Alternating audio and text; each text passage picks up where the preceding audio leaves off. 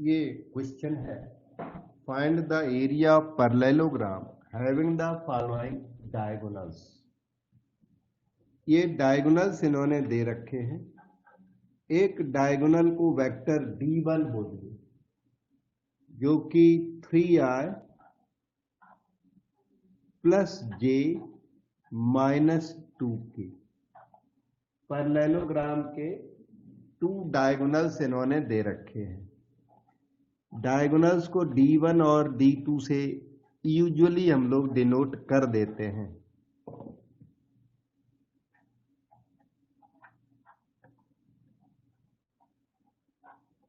और इस पैरेललोग्राम का इन्होंने एरिया डिमांड किया हुआ है हमसे।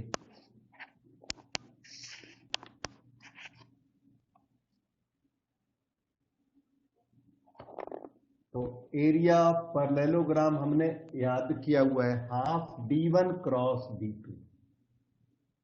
एरिया पैरेललोग्राम का फार्मूला, पहले वेक्टर एरिया निकालना होता है।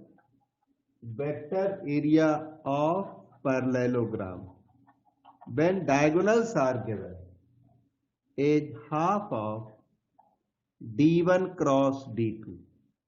और अगर वेक्टर एरिया ना निकालना सीधा एरिया पर तो half of mod D1 cross D2। Vector area लिखने की इतनी जरूरत है तो नहीं। एरिया मांग रहा है क्वेश्चन, तो एरिया का ये फार्मूला है, सीधा याद करो। अगले दिन हमने इसकी डेरिवेशन करके दी थी, आज इसे यूज करना है। क्वेश्चन रीड करें, find the area of parallelogram having the diagonals. ये वाले डायगोनल्स दिए हुए हैं, एरिया पैरेललोग्राम आपसे मांग दिया, तो D1 क्रॉस D2 ट्राई कर लो। वो है IJ के in first row, vector D1 in second row. वो क्या है 3 1 minus 2 and 1 minus 3 4 in third row. D2 vector D2 in third row expand कर दो। I के साथ रो और कॉलम कैंसल, 4 बन जा 4 माइनस 6 हो गया माइनस 2, और माइनस J के साथ में row column cancel, 12 plus 2 14 and with K row and column cancel, minus 9 minus 1 minus 10। Minus 2 common ले लें तो I plus 7J plus 5K। Minus 2 common लेने के बाद अब इसका मॉड निकाल दो, mod D1 cross D2। Mod करोगे तो mod of minus 2 is 2 and mod of that number is square root 1 square, 7 का स्क्वायर 49, 5 का स्क्वायर 25। ये हो गया 2 स्क्वायर रूट 75। ये हो गया 2 into 5 root 3, that is 10 root 3 हो गया। ये मॉड D1 क्रॉस D2, लेकिन हमें इसका हाफ और करना, तब बनेगा area of parallelogram. So area of parallelogram is half of mod D1 cross D2, half of 10 root 3, that is 5 root 3 square unit। Area है ना, तो स्क्वायर यूनिट्स। डायगोनल दिए हो तब तो ये होता है हाफ D1 क्रॉस D2, और अगर साइड्स दिए हो तो होता है mod of A cross B, फिर हाफ नहीं होता। अगर साइड्स दिए हो तो mod A cross B, diagonal दे रखे हो तो half of D1 cross D2 होता है। यही फार्मूला है। और क्वेश्चन का सॉल्यूशन आपके सामने, डाउट पूछ सकते हो बेटे, सारा सॉल्यूशन आपके सामने। कहीं पर अटक रहे हो ना तो पूछोगे, बता देंगे। और समझ में आ गया तो मैं फिर नेक्स्ट क्वेश्चन करता हूं। ये नेक्स्ट क्वेश्चन है अपना 22A। All questions important. The two adjacent sides of a parallelogram are given। ये साइड्स ऑफ पैरेललोग्राम इन्होंने दे रखे हैं। पैरेलल वाले साइड्स नहीं, एडजेसेंट साइड्स हैं। ये ABCD पैरेललोग्राम है, इसकी एडजेसेंट साइड्स AB और BC रख लो, या AB और AD रख लो, कोई भी रख लो, वो तो BC और AD इक्वल है। तो two adjacent sides 2i minus 4j plus 5k, one of them is 2i minus 4j plus 5k and other of them is i minus 2j minus 3k। ठीक, इसे एक को आप साइड है ना, तो साइड, एक साइड को वेक्टर A बोल सकते हो और दूसरी साइड को वेक्टर B बोल सकते हो। इसे वेक्टर B कह दो, इसे वेक्टर A कह दो। साइड्स है, मांगा क्या है देखो, find unit vector parallel to one of its diagonals. कोई एक डायगोनल निकाल के, मतलब दोनों डायगोनल नहीं, एनी वन डायगोनल, दो डायगोनल है ना, तो आपकी चॉइस है, एक कोई भी डायगोनल निकाल लो और उसका यूनिट वेक्टर निकाल दो।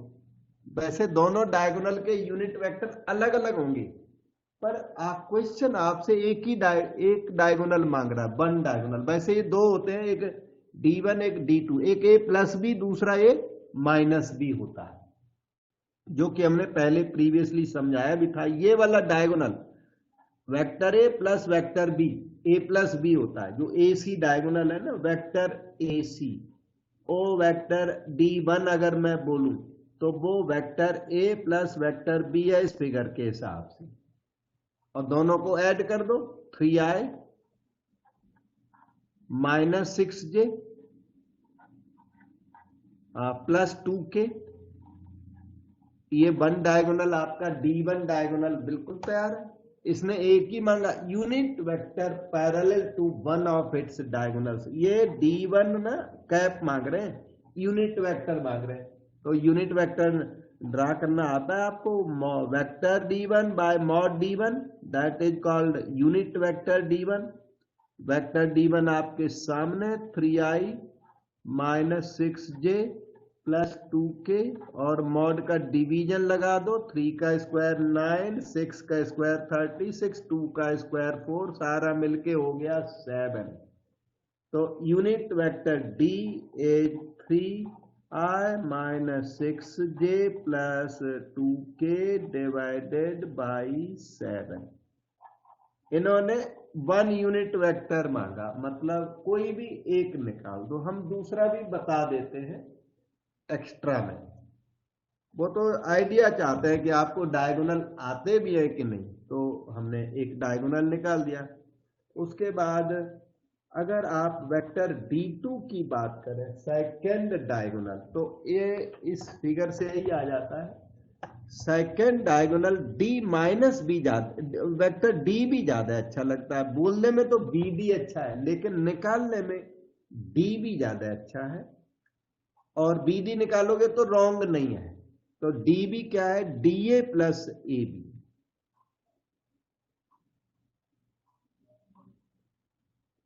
DA क्या है, माइनस B, क्योंकि ये वाली जो साइड है ना, ये वाली, वो तो है प्लस B, तो DA क्या बनेगा, minus B।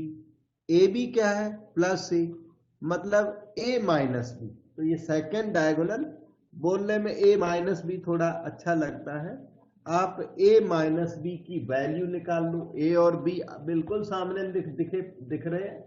A minus B लिखी दो, 2i माइनस i हो गया i, minus 4j plus 2j हो गया माइनस 2j, फिर 5k प्लस 3k हो गया 8k। तो D2 कैप अगर चाहिए तो vector D2 by mod D2, and that is I minus 2j plus 8k। Mod D2 means under root 1 square plus minus 2 का square plus 8 square, root 69। I minus 2j plus 8k divided by under the root 69। ये आपका D2 का unit vector D2 हो गया। अब ये कहता है ऑल्सो फाइंड द एरिया, लेकिन इसने हैंस फाइंड एरिया नहीं बोला। अगर ये हैंस बोलता फिर तो आपको डायगोनल से ही करना पड़ता, लेकिन इसने बोला ऑल्सो फाइंड एरिया, मतलब एरिया किसी भी तरह निकाल लो। तो फिर हम A क्रॉस B से निकाल देंगे। Mod A cross B is called area of parallelogram. और D1 D2 से निकालना हो तो half of D1 cross D2 is also called area of parallelogram. तो इसने डायगोनल से को यूज करके तो बोला नहीं, फाइंड द एरिया, तो मॉड A क्रॉस B हम लोग निकालेंगे। ठीक है, तो A और B अभी तक दिख रहे हैं आपको। तो एरिया वाला वर्क करता हूं। एरिया होता है मॉड A क्रॉस B, और ये चीज एक्स्ट्रा में हो गई। D2 इसने मांगा नहीं था, इन्होंने एक मांगा, आइदर D1 और D2, नॉट बोथ। तो एरिया अपना मॉड A क्रॉस B हुआ करता है। अब वेक्टर ए यहां पर कितना है, वेक्टर देखो सामने 2 - 4 5, यहां शॉर्टकट में मैं लिख देता हूं। Vector B demanded 1 - 2 - 3। With this try A cross B। इस मटेरियल के साथ हम लोग A क्रॉस B निकालते हैं।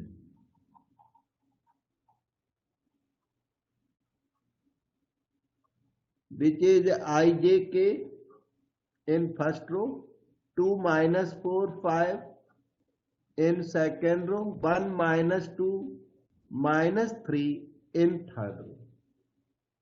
कर लो calculation.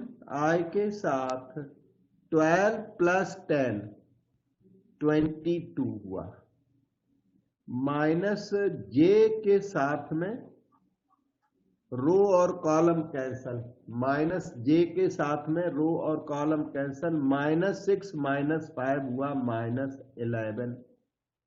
With K row and column cancel, -4 और +4 इट इज 0। तो 11 कॉमन है इसके अंदर, 11 कॉमन ले लो तो 2I + J आ जाएगा। A क्रॉस B, और ए बी क्या है, साइड्स हैं, sides of parallelogram. So area of parallelogram having AB as sides will be mod A cross B। 11 का मॉड 11, और इस वेक्टर का मॉड हुआ √2² plus J component 1²। This is 11 √5।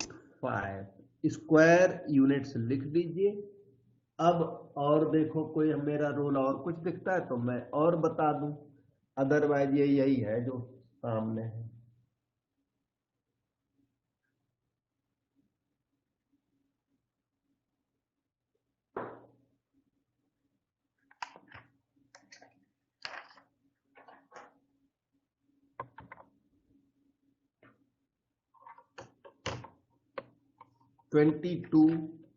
A we have done, B try this 26। ये पहले एक बार छूट गया था क्वेश्चन, डॉट प्रोडक्ट के अंदर ये क्वेश्चन अपीयर हुआ था।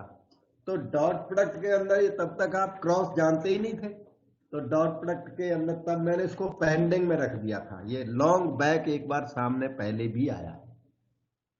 If this is vector 0 show that A cross B = B cross C = C cross A। A + B + C 0 दिया हुआ है। तो वैसे इसका ज्योमेट्री में भी मीनिंग होता है। ABC denote sides of triangle. A triangle में A + B + C पक्का 0 होता है। ये जैसे ट्राइंगल है ना ABC, A के सामने की साइड को स्टैंडर्ड नोटेशन में वेक्टर A कहते हैं। B के सामने की साइड को स्टैंडर्ड नोटेशन, वैसे आप नोटेशन मर्जी है वो लेते रहते हो, कोई बात नहीं। स्टैंडर्ड नोटेशन में C के सामने की साइड तो a plus b plus c equal to 0 means ABC form sides of triangle ABC in standard form. इस ट्राइंगल की अभी फिलहाल हमें जरूरत नहीं है, मैंने तो बताया कि a plus b plus c equal to 0 का ये मीनिंग होता है, ठीक है। अभी तो आपको अलजेब्रे से मतलब है। शो दैट दिस हैपेंस, मैं प्रूव करना स्टार्ट करता हूं। लेफ्ट हैंड साइड पिकअप कर लो, ए क्रॉस बी आपने पिकअप किया, ए क्रॉस बी की वैल्यू यहां से यूज कर दो, यहां से, ये गिवन है, इफ का मतलब गिवन, तो इस इक्वेशन नंबर 1 को आप फ्रीली यूज कर सकते हो। तो बी को बदल दो, या बी को बदल दो या ए को बदल दो, लेकिन दोनों को बदल दोगे फिर नहीं बात बनेगी, फिर ये रिजल्ट जो लाने हैं ना वो फिर हार्ड हो जाएंगे। दोनों को चेंज कर डाला, you change one of them, either change A और यू चेंज बी। तो बी को चेंज करोगे तो बी की वैल्यू है -a -c, यहां पर आप -a -c लिख दीजिए। आगे चलो, a cross a 0, cross product of a vector with itself क्या हो जाता है 0, minus a cross c, -a cross c, vector product is anti commutative, और इसलिए -a cross c equal to c cross a। तो आपने देखा लेफ्ट हैंड साइड की वैल्यू, मतलब a क्रॉस b की वैल्यू कितनी आ गई है, c cross a। Left hand side की वैल्यू ये इसके इक्वल आ गई है, लास्ट वाले की इक्वल आ गई है, मतलब हाफ रिजल्ट प्रूव हो भी गया है। लेकिन ये b cross c does not figure in this representation. b cross c तो बिल्कुल ना राइट साइड की इक्वल आया ना लेफ्ट की इक्वल आया। तो अब की बार ना b क्रॉस c को पिकअप कर लो, मतलब c क्रॉस a आ गया, इसे आप बोलो कि राइट हैंड साइड नंबर 2 आ गई है, RHS 2 आ गई है, और यही आपकी इक्वेशन नंबर 2। तो राइट हैंड साइड नंबर 1 तो इसमें आई ही नहीं। तो अब आप RHS 1 ले लो, जो बिल्कुल छूट गया मटेरियल उसको कैच करो, B क्रॉस C को कैच करो।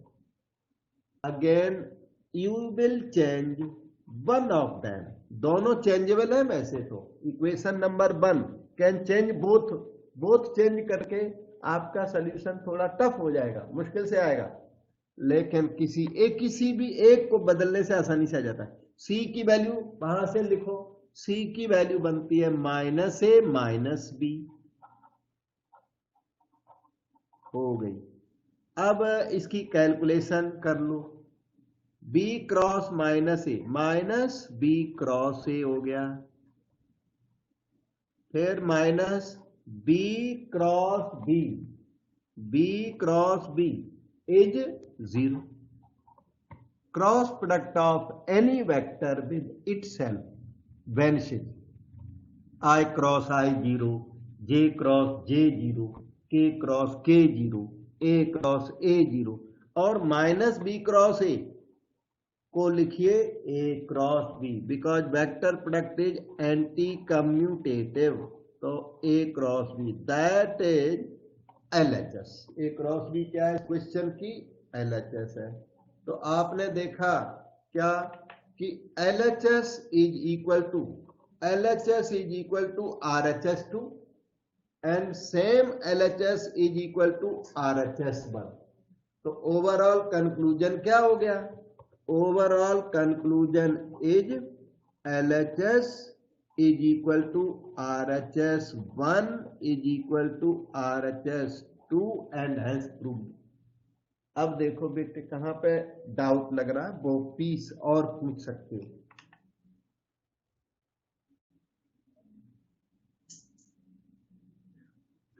ठीक है सर, अच्छा, आप पहला स्टेप समझा दोगे?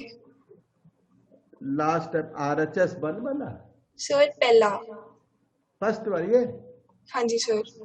A क्रॉस B कम, अब देखो अटको वहां पूछना, A क्रॉस B की वैल्यू ना 1 से लिख दी मैंने, जो इक्वेशन नंबर 1 है ना, यहां से देखो 1 क्या दे रही है, 1 आपको B की वैल्यू दे रही है, vector B equal to minus A minus C, ऐसे बी की वैल्यू, इक्वेशन नंबर 1 आपको बी की वैल्यू दे रही है, वो बी की वैल्यू मैंने यहां कॉपी कर दी है बी की जगह पर, ठीक है। अब ए क्रॉस ए 0 होता है, वो याद रखना अपना, cross product of any vector with itself always 0। Minus minus के बाद क्या रह गया, ए क्रॉस सी। अब माइनस ए क्रॉस सी हो जाएगा सी क्रॉस ए, क्योंकि vector product is anti commutative. यहां लिख के देता हूं, ए क्रॉस बी और minus b cross a equal होते हैं, इसी को कहते हैं एंटी कम्यूटेटिव। डॉट प्रोडक्ट में कम्यूटेटिव होता है, ए डॉट बी जो है ना वो तो बी डॉट ए होता है, लेकिन क्रॉस प्रोडक्ट एंटी कम्यूटेटिव होता है। तो इसलिए माइनस ए क्रॉस सी को हमने लिख दिया सी क्रॉस ए। सी क्रॉस ए करते करते ये साइड आ गई, तब तक जो प्रूव करना था, शो दैट की कौन सी आ गई, सेकेंड आरएचएस। 2 आरएचएस है, उसमें आरएचएस 1 और आरएचएस 2, तो मैंने आरएचएस 2 लिख दिया। अब क्या हुआ कि आरएचएस 1 इस गेम में आया ही नहीं, एलएचएस से स्टार्ट किया, LHS is equal to RHS 2 ला दिया आपने, फिर ये आया नहीं, तो अब की बार इसे पकड़ लिया, B क्रॉस C को, C की value minus A minus B put कर दी, so this is equal to minus B cross A, ये हो गया B cross B 0, minus B cross A can be written as A cross B, and that A cross B is nothing but LHS। तो LHS RHS 1 के equal हो गई, वही LHS RHS 2 के equal हो गई, that means LHS is equal to RHS 1 equal to RHS 2 and result stand proved. समझ में आया बेटा? Yes sir. ओके, अच्छा ये ऐसा क्वेश्चन है, इसका एक ज्योमेट्रिकल मीनिंग भी है। ज्योमेट्रिकल मीनिंग्स जनरली आजकल एग्जाम में नहीं आते, पर मुझे लगता है कि यहां तक बात हुई है तो थोड़ा आपको मैं एक्स्ट्रा लगेंगे, तो 2 मिनट लगेंगे तो बता देता हूं। इस क्वेश्चन का बड़ा अच्छा ज्योमेट्रिकल मीनिंग है, तो वो आपको बताता हूं। बहुत अच्छा क्वेश्चन है ये, लेकिन ज्योमेट्रिकल मीनिंग आजकल बंद हो, पहले आता था कभी कभी, अभी फिलहाल एग्जाम में नहीं आता, पर फ्यूचर में कभी आए तो मैं तो बता दे रहा हूं। ये जो आपने क्वेश्चन किया, इसका मीनिंग देखिए, ये निकला कि जो स्टार में आपने प्रूव कर डाला, A cross B equal to B cross C equal to C cross A, ये आपने प्रूव किया। किसके लिए प्रूव किया? इसी ट्राइंगल के लिए प्रूव किया, सामने ट्राइंगल बना हुआ है, A plus B plus C equal to 0 का मतलब है ये ट्राइंगल, आप ट्राइंगल को यूज कर सकते हो। तो फिर क्या करना, जो इन्होंने दे रखा है इसका ना मॉड लगा दो, मॉड आपको सिग्निफिकेंस दे पाएगा। अब मॉड ए क्रॉस बी कितना होता है, mod A mod b sine of angle between a and b. ध्यान दो, ए और बी के बीच का एंगल, ए बी के बीच का एंगल ये है ना, ये सी एंगल, ये ए और बी के बीच का एंगल है कि नहीं, बताओ। अच्छा, ए बी के बीच का एंगल सी है कि कुछ और है, बताओ एनीवन। ए और बी के बीच का एंगल ये वैसे सी नहीं है, क्योंकि एक वेक्टर सी की तरफ आ रहा है तो दूसरा सी से दूर जा रहा है, इसलिए आप इस ए की लाइन को आगे बढ़ाओ। एक और दिन हमने काफी एक्सप्लेन किया था ये, this is called angle between directions of a and b. A b की डायरेक्शंस के बीच का angle actually pi minus c बनेगा, ए बी के बीच में पाई माइनस सी एंगल है। तो इधर आ जाओ, mod A mod b sine of angle between a and b, वो एक्चुअली पाई माइनस सी है। कोई गलती से साइन सी लिख देगा तो चल जाएगा, लेकिन सही तो यही है। अच्छा, mod B cross C, it is mod B mod C sine of angle between B and C, ये आएगा अपना पाई माइनस ए। एक मैंने बताया, ऐसे दूसरों को एक्सटेंड करके पता लगाया जा सकता है। बी सी के बीच का एंगल ये ए होता है, ये ए बी सी के बीच का एंगल नहीं है, क्योंकि बी ए के पास आ रहा है और सी ए से दूर जा रहा है, जबकि दोनों दूर ही जाने चाहिए, इसलिए इसको ना थोड़ा आगे एक्सटेंड कर देते हैं। And this is treated as angle between B and C, pi minus C, तो वही मैंने यहां लिखा। Similarly mod C cross A is mod C mod A sine of angle between C and A, वो अपना पाई माइनस बी बनेगा, इस B angle की वजह से बनेगा पाई माइनस बी। फिर ये क्या हो गया, मॉड ए को पता है, आप ए बी लिख सकते हैं, मॉड ए मॉड बी को, साइन पाई माइनस सी हो गया साइन सी, ये हो गया B C, sine pi minus A हो गया साइन ए, ये हो गया C A, sine pi minus B sine B. Small A B C का डिवीजन लगा दो, तब क्या ए बी सी का डिवीजन यहां पर लगेगा, तो sine C by small c, और यहां पे ए बी सी का division sine A by small a, इसमें division sine B by small b. अब इनको थोड़ा सा रीराइट कर लो, sine A upon a equal to sine B by b equal to sine C upon c. This is famous sine formula of trigonometry. तो हमने promise किया था आपको ज्योमेट्रिकल मीनिंग बताऊंगा, और मैंने बताया इसका मीनिंग आपके क्वेश्चन का मीनिंग है ये साइन फार्मूला, ठीक है, साइन फार्मूला जो कि ज्योमेट्रिकल मीनिंग है, ट्रिग्नोमेट्रिकल मीनिंग है। Trigonometry itself is part of geometry. जो ट्रिग्नोमेट्री प्रोड्यूस हुई कहां से प्रोड्यूस हुई, ज्योमेट्री से, ट्राइंगल से। तो इसलिए trigonometrical significance is also geometrical significance. This is famous sine formula. Science में हम लामी थ्योरम का जब प्रूफ करते हैं तो इसे यूज करते हैं, और साइंस में इसे घड़ी घड़ी यूज करते ही रहते हैं। बहुत इंपॉर्टेंट फार्मूला है साइन फार्मूला। इसे कोसाइन फार्मूला होता है, स्टैटिक्स में जनरली यूज होता है। कोई डाउट हो तो पूछ सकते हो। ये तो मैंने थोड़ा एक्स्ट्रा में बताया, आजकल एग्जाम में ये थोड़ा कम आता है। आ जाए कोई बड़ी बात नहीं है, लेकिन आता नहीं है, अभी बंद है ये आना। एनीथिंग?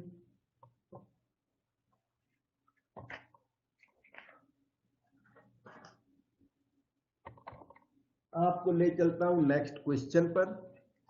तो ये है नेक्स्ट क्वेश्चन यहां पर 28 ए को आप रीड करें। Right the value of the area of parallelogram determined by the vector 2i and 3j। छोटे छोटे स्मॉल वेक्टर इन्होंने दे रखे। एक वेक्टर ए जो दे रखा ना वो 2i है, बहुत छोटा वेक्टर। अच्छा, parallelogram is determined by the side vectors. याद रहे, वेक्टर्स इन्होंने लिख रखा है। वेक्टर्स का मतलब ये नहीं कि डायगोनल ले लो आप, इस साइड।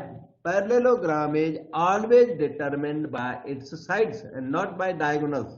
तो ये डायगोनल्स नहीं दिए हुए हैं, डायगोनल तो क्लियरली लिखेगा तब डायगोनल लेके चलना। ये साइड लेके चलिए। एक वेक्टर ए दिया, एक छोटा सा वेक्टर बी दिया इन्होंने 3j। आपसे एरिया ऑफ पैरेललोग्राम मांग दिया, और area of parallelogram mod a cross b होता है साइड्स के टर्म्स में।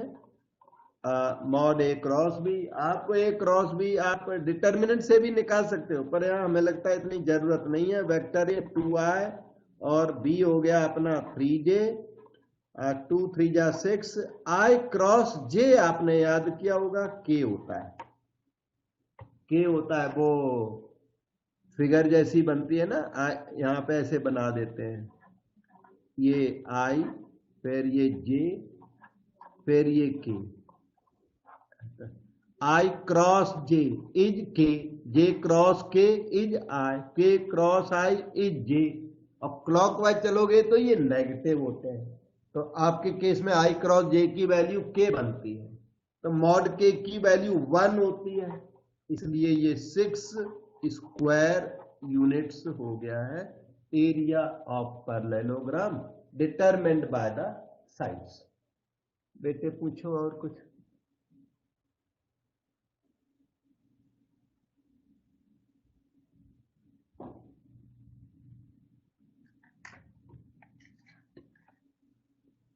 This is question 31। इफ का मतलब given A cross B equal to C cross D, इसे यूज करो, ये गिवन है।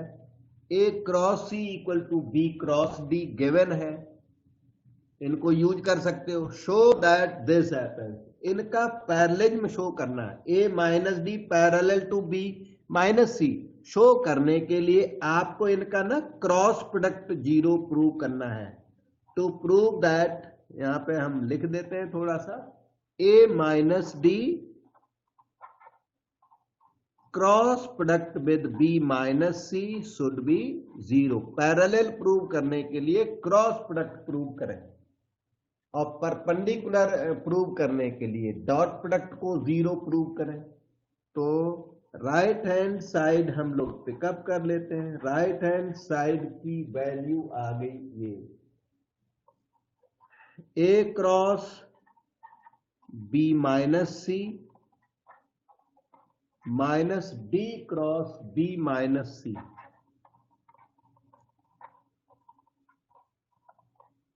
दैट इज इक्वल टू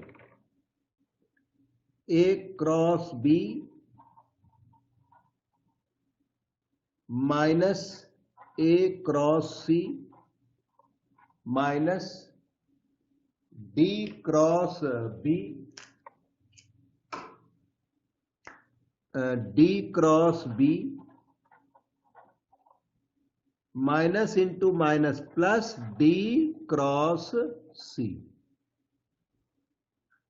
अब जो वैल्यू ऊपर दी है वो यूज कर सकते हो, यूज करे बिना सोल्यूशन वैसे भी नहीं होगा।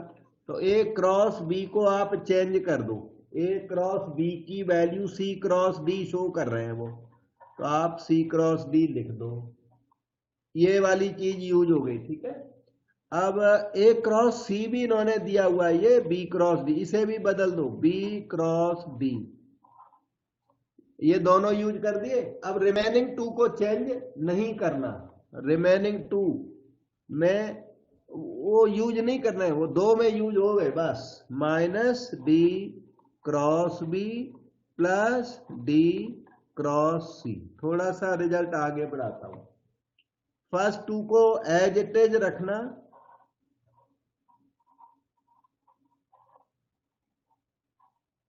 और लास्ट टू में देखना vector product is anti commutative. तो ये चीज है ना, ये बन जाएगी, माइनस किया तो प्लस बन जाएगी, क्या, b cross d. Anti commutativity की वजह से जो डी क्रॉस सी दिखता है ये बन जाएगा minus C cross D, because of anti commutativity. अब ये जीरो हो गए, वेक्टर जीरो हो गया। तो हमने पिकअप की थी आरएचएस नहीं, एलएचएस पिकअप की थी, गलती से मैंने ना आरएचएस लिख दी थी। एलएचएस पिकअप की और आपका जीरो राइट हैंड साइड ला दिया, और रिजल्ट तो प्रूव हो गया। देखो कुछ और डाउट लग गया हो मन में तो पूछो।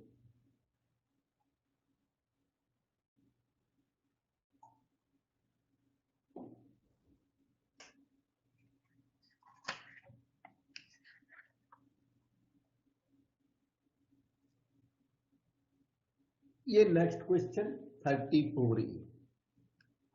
If vector alpha is this, vector beta is this, ये अल्फा है, ये वेक्टर बीटा दे रखा है इसने। अब की बार अल्फा बीटा को इसने वेक्टर बोला हुआ है। Then express beta in the form beta equal to beta 1 plus beta 2।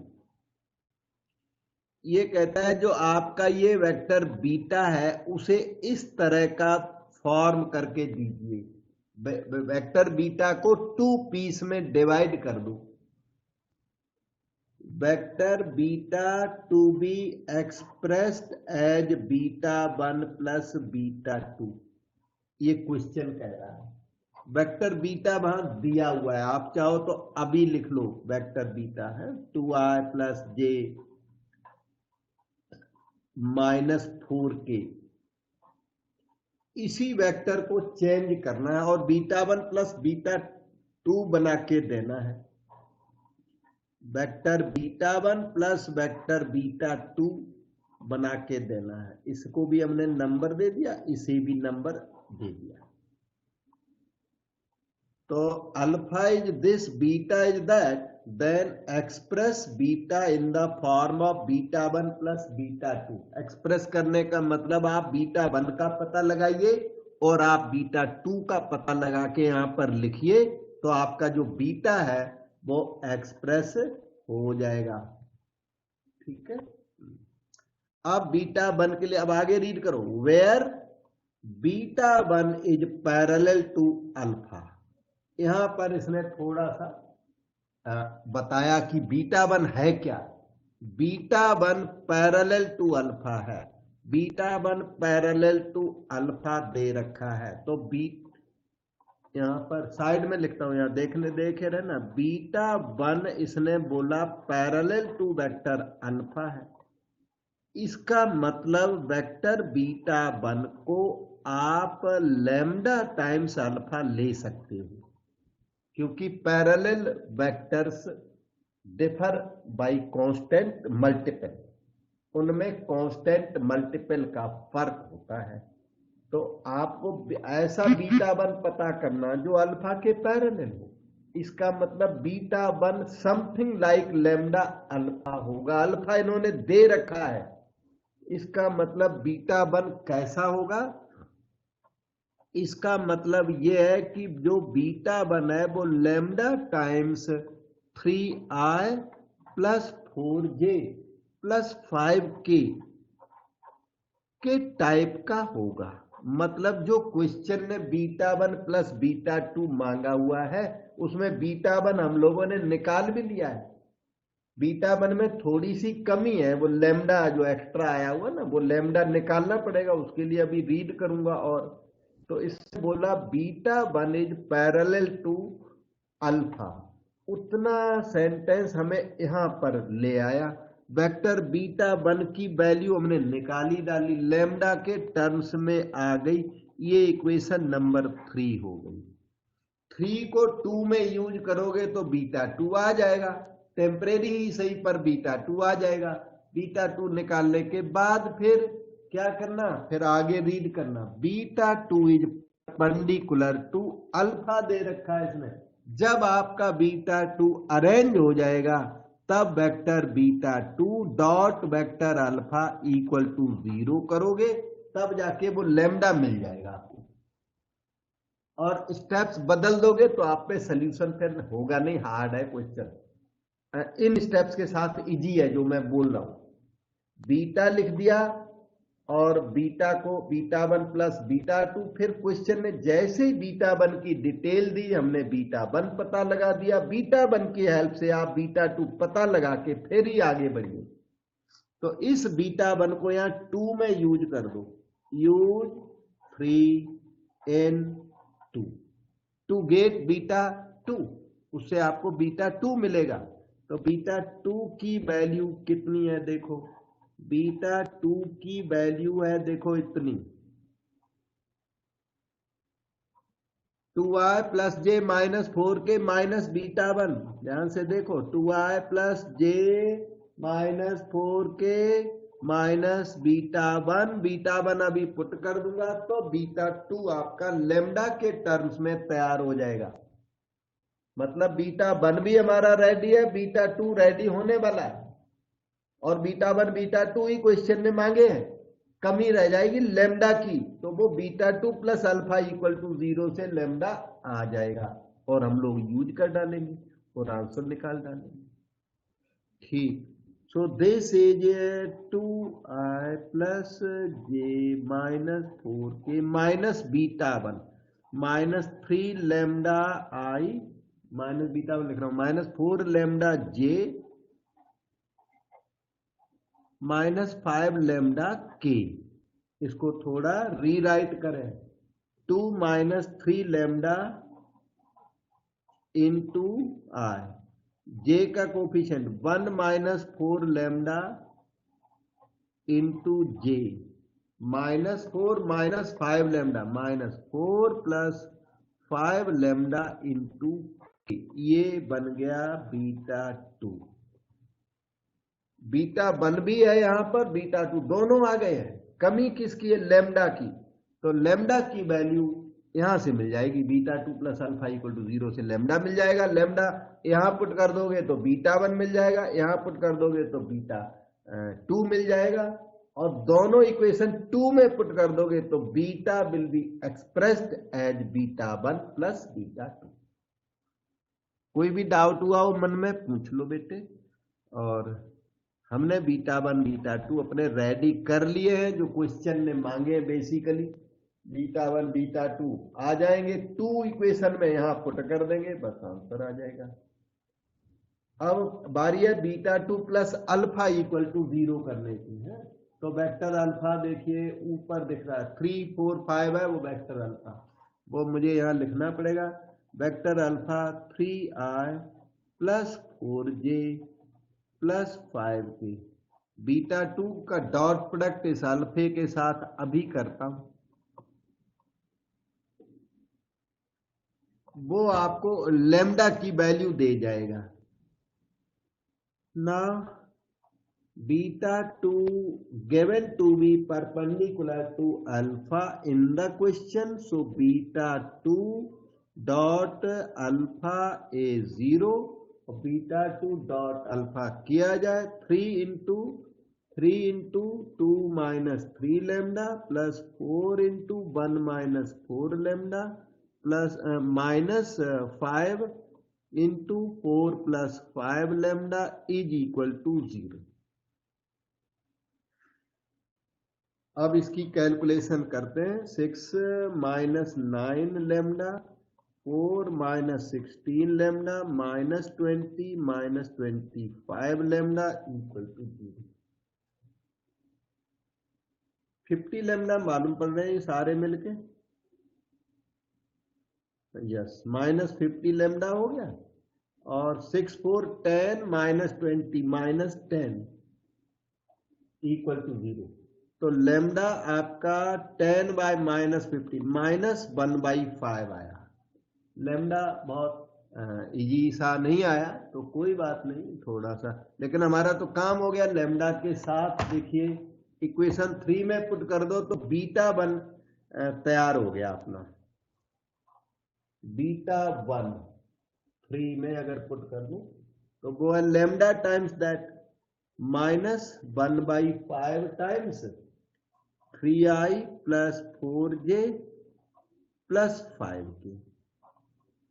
उसने आपको β1 दे दिया, और β2 मिल जाएगा यहां से इक्वेशन नंबर 4 से।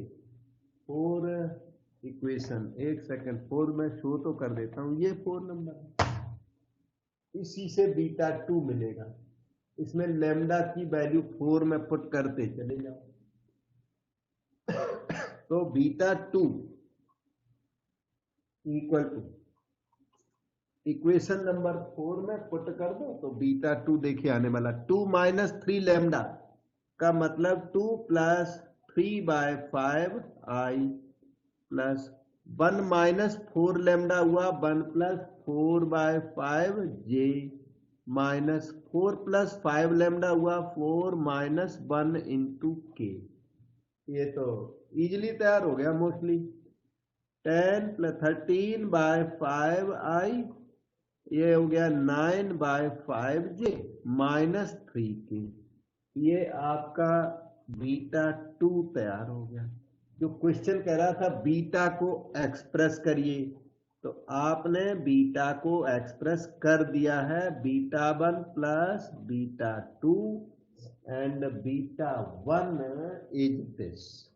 कॉपी कर दीजिए, -1/5 3i + 4j + 5k प्लस β2 में इसे कॉपी कर दीजिए 13/5i + 9/5j -3 टाइम्स k। ये आपका आंसर हो जाएगा। डाउट हो तो और पूछ सकते हो। क्वेश्चन सिग्निफिकेंट है, थोड़ा इधर उधर कर दिया मतलब सही से स्टेप फॉलो न करने से क्वेश्चन डिफिकल्ट हो जाएगा आपको। ये सही स्टेप्स हैं, इसके हिसाब से चलो तो आसान पड़ता है।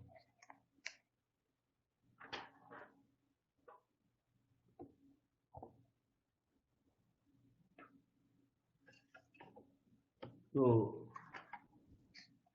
ये है क्वेश्चन 35, दो है ये, 35 बी, 35 को 35 ए बोल सकते हैं, इसे बी, दोनों सिमिलर से क्वेश्चन है, नंबर अलग अलग है, बाकी क्वेश्चन का लैंग्वेज बाकी सब सेम है, वो थोड़ा बहुत राइटिंग में डिफरेंस है। तो ये क्वेश्चन कहता क्या है, इसमें इन्होंने ना वेक्टर ए दिया, वेक्टर बी दिया and vector C given, find a vector D, आपसे डी की डिमांड कर दी, A B C given, D demanded, D कैसा होना चाहिए, which is perpendicular to both A and B. ऐसा कोई वेक्टर आता है आपको जो ए बी दोनों पर परपेंडिकुलर हो, ए बी दो वेक्टरों पर एक साथ परपेंडिकुलर हो, ऐसा कोई वेक्टर आपने लर्न किया है? जब ए और बी वेक्टर पैरेलल हो और उनके ऊपर डी वेक्टर लाई कर रहा हो। हाँ, आपको एक सेकंड, आपको बेटा हमने एक क्रॉस प्रोडक्ट की डेफिनेशन सबको बताई थी, ध्यान से देखना, वेक्टर ए और ये वेक्टर बी है, तो ए बी दोनों पर परपेंडिकुलर ये वाला वेक्टर होता है एन कैप, उसे हमने ज्यादा बोला, एन कैप की कोई भी डायरेक्शन, परपेंडिकुलर तो डायरेक्शन होती है ना, तो unit vector n cap is perpendicular to A, perpendicular to B, तो ए बी दोनों पर परपेंडिकुलर ये यूनिट वेक्टर होता है। अब यूनिट वेक्टर होता है, एन कैप खुद क्या है, it is parallel to A cross B, मतलब ए क्रॉस बी जो वेक्टर है वो ए बी दोनों पर परपेंडिकुलर है, एन कैप परपेंडिकुलर है और एन कैप के पैरेलल ए क्रॉस बी है, तो ए क्रॉस बी ए बी पर दोनों पर परपेंडिकुलर वेक्टर होता है, ठीक है। तो ये क्वेश्चन कह रहा है find a vector D which is perpendicular to both A and B, तो इस क्वेश्चन में vector D is perpendicular to both A and B, तो वेक्टर D क्या होगा, vector D A cross B होगा या एन कैप होगा। अब एन कैप होगा A क्रॉस B होगा, ये तो कंफ्यूजन हो गई, वेक्टर D एन कैप भी हो सकता है, A क्रॉस B भी हो सकता है और 9 टाइम्स ए क्रॉस बी भी हो सकता है, क्योंकि 9 टाइम्स होगा तो पैरेललिज्म पे या परपेंडिकुलरिटी पे फर्क नहीं पड़ता, मैग्नीट्यूड का फर्क नहीं पड़ता, डायरेक्शन का फर्क पड़ता है परपेंडिकुलरिटी पैरेललिज्म पर, इसलिए वेक्टर डी होगा lambda times A cross B. अब ये लैम्डा की वजह से एन कैप भी हो सकता है, ये लैम्डा इक्वल टू 1 कर दोगे तो ए क्रॉस बी भी हो सकता है, लैम्डा इक्वल हाफ कर दोगे तो कोई और, लेकिन ए क्रॉस बी की डायरेक्शन में, एन कैप की डायरेक्शन में होगा। तो आगे से आप इस फैक्ट को याद कर लो, vector D perpendicular to both A B कभी पूछा हो क्वेश्चन ने तो उसे lambda times A cross B assume करना है। यहां तक समझ में आ गया? तो फाइंड ए वेक्टर डी, इन्होंने बोला फाइंड ए वेक्टर डी, हमने फाइंड कर दिया, यही वेक्टर है, इसमें लैम्डा का चक्कर है, लैम्डा निकाल के देना पड़ेगा इनको। Find vector D which is perpendicular to both A and B, and एक और इन्होंने कंडीशन दी है C dot D equal to 15, वो सी डॉट डी 15 इसीलिए दिया है कि आप लैम्डा की वैल्यू निकाल सकें, इसलिए C dot D equal to 15 वो आपको लैम्डा की वैल्यू देगा, ठीक है। अब आप अपना काम स्टार्ट कर दो, D is lambda times A cross B arrange करो, आई जे के, तो vector A is 1 4 2, vector B 3 - 2 7, ये और इसे एक्सपांड कर दो, आई के साथ आएगा 28 + 4 32, माइनस जे के साथ में रो कॉलम कैंसल करके 7 - 6 1 के साथ में रो कॉलम कैंसल करके -2 - 12 -14 ये अपना वेक्टर डी तैयार हो गया है। और इसका ना डॉट प्रोडक्ट लेना, मैं इसको एक बार और लिख दूं शायद 32 lambda i minus lambda j minus 14 lambda के, एक और बार हमने लिख दिया, डॉट प्रोडक्ट लेना इसलिए। तो वेक्टर सी यहां पास में लिखो इसके 2i वेक्टर सी, अब आपको नहीं दिखता, मैं सही लिख रहा हूं देख के, माइनस जे प्लस 4 के, क्वेश्चन में दिया हुआ वहां से लिखा। अब इन्होंने C dot D equal to 15, ये लेमडा की वैल्यू निकालने के लिए दिया हुआ है। तो C dot D equal to 15 करिए,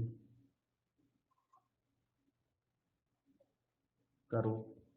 तो सी डॉट डी निकालना सबको आता है, 32 lambda into 2 64 lambda minus lambda into -1 plus lambda minus 14 lambda और 4 -56 लैम्डा इक्वल टू 15।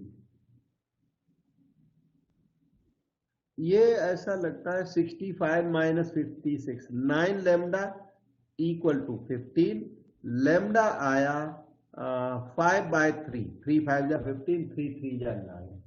लैम्डा आने से वेक्टर डी आ गया। इनकी डिमांड वेक्टर डी की थी, तो वेक्टर डी तो आ भी गया। यहाँ इक्वेशन 1 में लैम्डा को 5/3 लिख दो चल के, बस आंसर आ जाएगा। तो 1 gives you vector D equal to 32 lambda I, 32 into 5/3 iota, मतलब आई, माइनस लैम्डा जे 5/3 जे, फिर -14 5 जा 70/3 के, बस ये जितना भी आ जाए यही आंसर है। आप चाहें तो 5/3 कॉमन ले सकते हैं, तो वो तो आपकी इच्छा है, 5/3 कॉमन लेके भी लिख सकते हो या ऐसा लिख सकते हो। 5/3 कॉमन ले लोगे तो थोड़ा देखने में अच्छा लगेगा, 32i माइनस जे माइनस 14 के, तो थोड़ा लुक अच्छा हो जाएगा। ये आंसर है देखिए। अब रास्ते में कोई डाउट हुआ हो तो पूछ सकते हैं। ये इसका अच्छा मेथड है, मेथड और भी है, आपको ना थोड़ा अल्टरनेटिव बता देता हूं, कोई किसी की इच्छा हो वो कंप्लीट करे। इसका अल्टरनेटिव मेथड भी अपने पास है, और वो मेथड बताता हूं। वो मेथड सीधा सीधा लेकिन शॉर्टकट अच्छा तो मुझे लगता है यही है। दूसरा मेथड ये है, देखिए ये क्वेश्चन था अपना, ये वाला vector A B C given, A B C given, find vector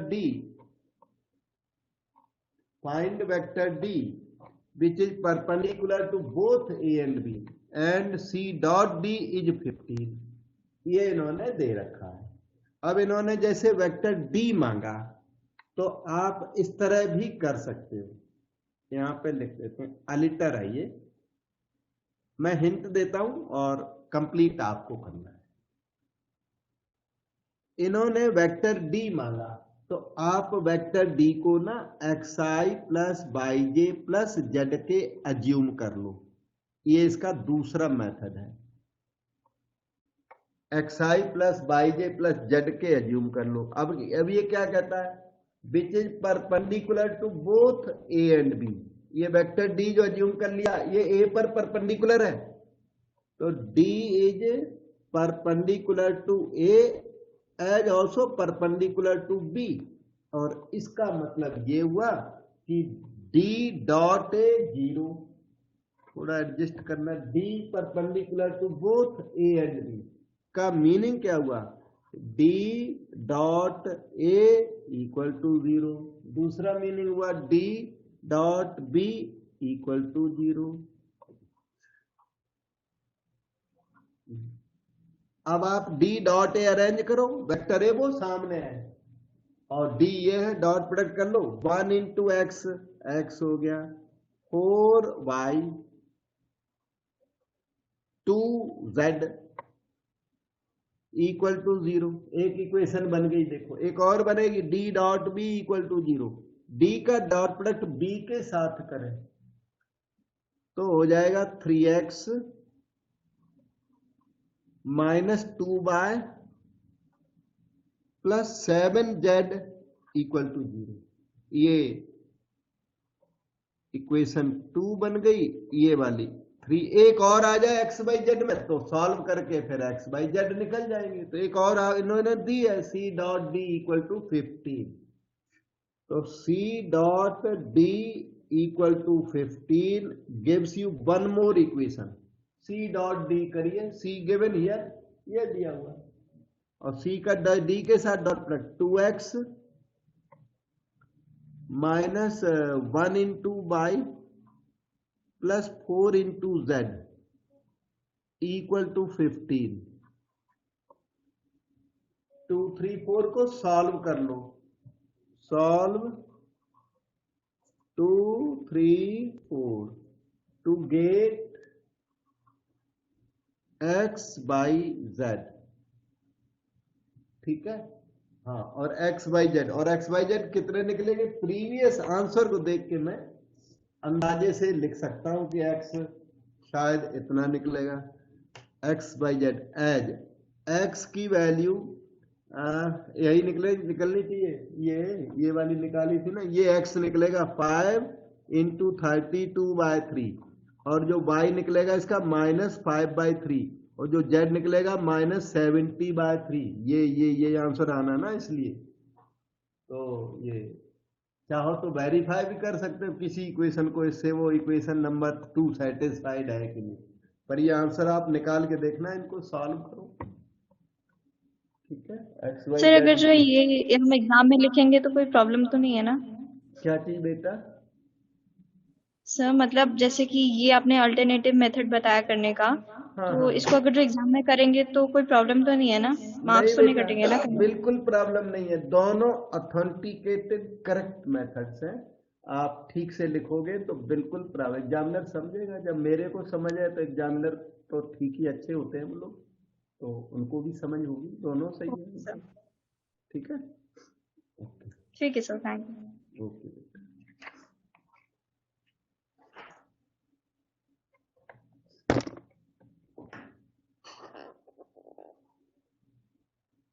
और ये 35B ये बिल्कुल सिमिलर है question. A B given, C A B C given, find D which is perpendicular to both C and B. इसका hint मैं यही लिख लेता हूं, आपको करना है, कैलकुलेशन है और कुछ नहीं है।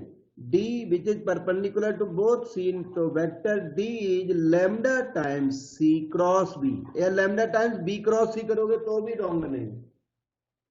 Vector D lambda times C cross B, इससे क्या है, वेक्टर डी निकल जाएगा सी क्रॉस बी करने के बाद, सी क्रॉस बी करने के बाद वेक्टर डी निकल जाएगा। फिर D dot A equal to 21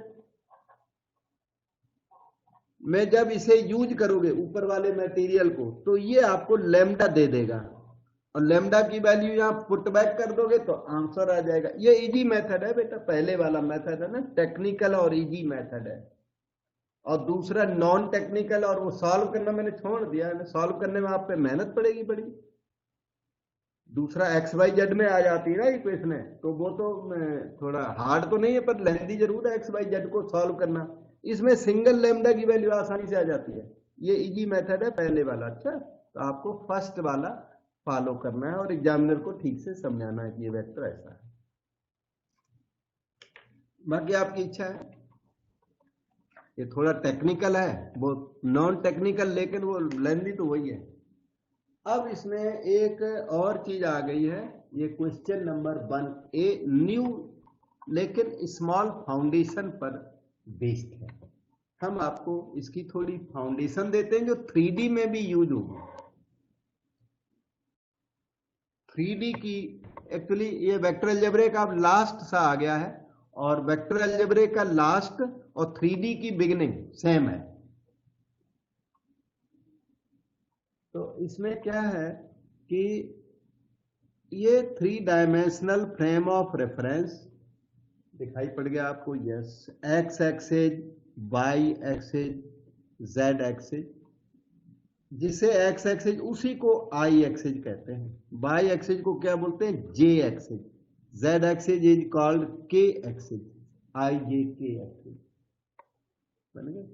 अब इसमें सपोज करो ये कोई लाइन है, इस फ्रेम ऑफ रेफरेंस में ये लाइन है, तो this line make some angle with X axis. अब एक्स एक्सिस के साथ एंगल डायरेक्ट तो शो नहीं कर सकते, तो एक्स एक्सिस की डायरेक्शन के साथ ये अल्फा एंगल बना रही है, सपोज करो अल्फा एंगल बना रही है, और वाई एक्सिस की डायरेक्शन के साथ तो एंगल दिखता है, ये वाला बीटा एंगल बना रही है, और जेड एक्सिस की डायरेक्शन के साथ यही लाइन गामा एंगल बना रही है, क्योंकि 3D लाइन है। तो this line makes alpha angle with X axis, beta angle with Y axis, gamma angle with Z axis, Z axis या जेड एक्सिस की डायरेक्शन के साथ गामा एंगल बना रही है। जब ऐसी सिचुएशन हो, देख लो ये situation, in this situation cos alpha, cos beta and cos gamma are called direction cosines of the line.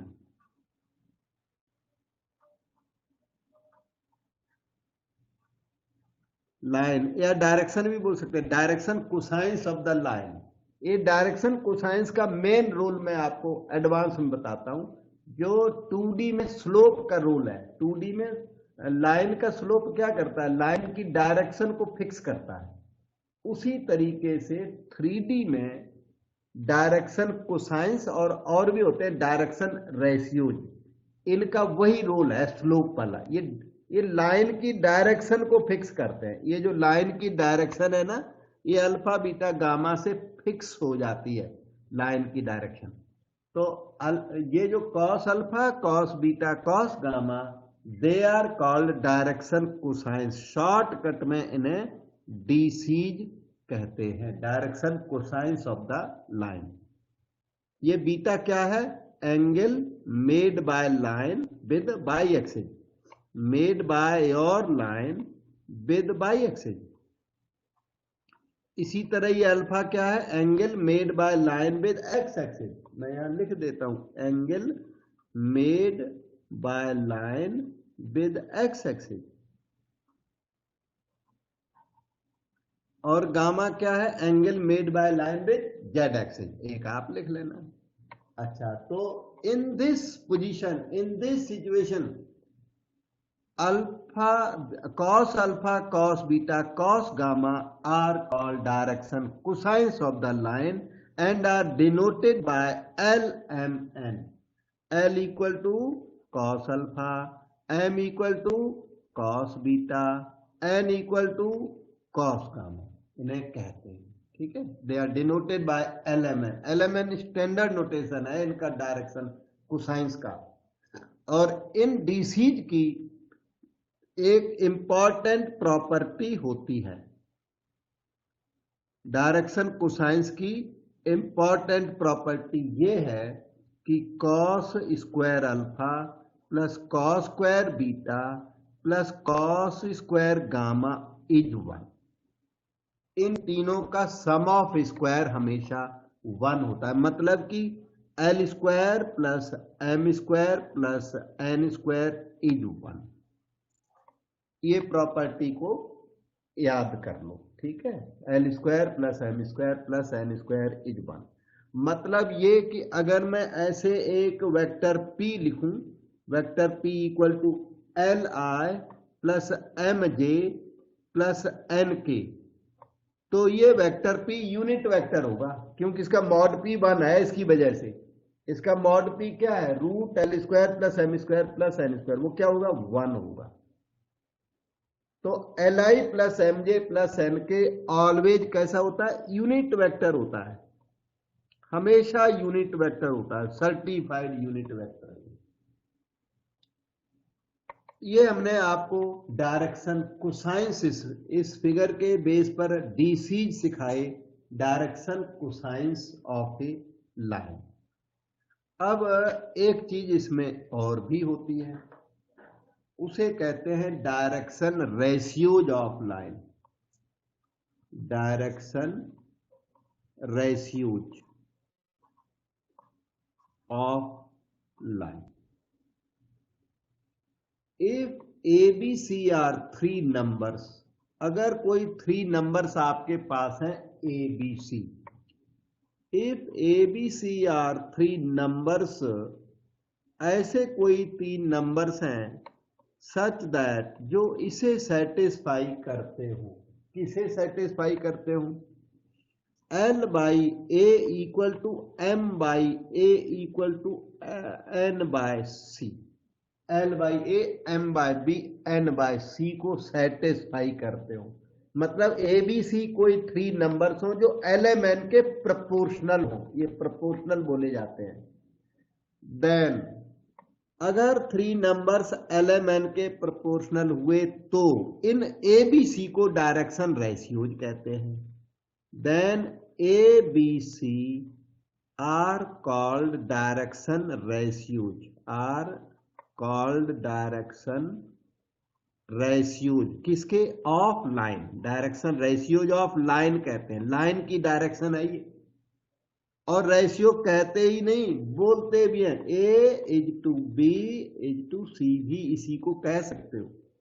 Are DRs, these are direction ratios, DRs of line.